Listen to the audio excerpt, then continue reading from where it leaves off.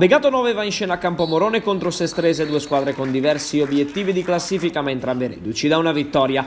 Dirige l'incontro il signor Romeo di Genova, fischio d'inizio e prima emozione per Fassone, ben servito da De Martini, palla alta non di molto, ci pensa allora lo stesso De Martini a sbloccare il risultato. Al minuto 8 sul cross dalla sinistra di Provenzano si distende bene Tirio, palla sui piedi prima di Galluccio, poi su quelli dell'esterno numero 11 del Campomorone che non ha problemi a gonfiare la rete. Padroni di casa che fanno subito capire che per i verde stellati di mister Schiazza non sarà un pomeriggio facile. 3 minuti dopo l'acrobazia di De Martini e la risposta di Tirio, su cui però viene segnalato fuori gioco. Ancora Campomorone in avanti, spunto sulla destra di Agostini per Fassone che in girata manca di poco allo specchio. Al quarto d'ora timide proteste locali per questo contatto in area. Romeo lascia proseguire, la decisione con l'aiuto della Moviola sembra tutto sommato corretta. 20° si rende pericolosa la Sestrese, corner di Sighieri e zuccata di Vaggio, il suo colpo di testa si spegne a lato di poco.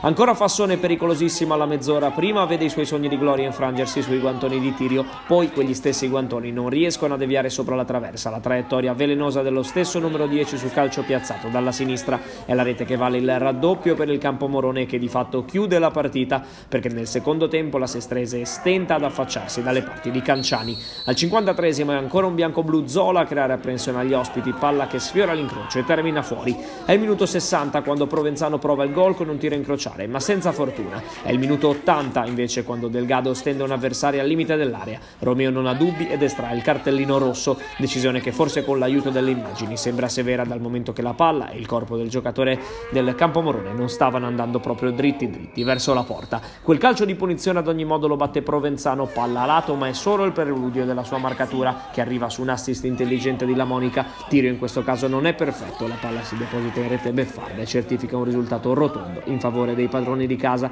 un vantaggio che potrebbe essere ancora più largo se Arcidiacono in rovesciata centrasse la porta, ma non è così. Romeo assegna un minuto di recupero e poi fischia. Begato 9 finisce 3-0 per il Campomorone.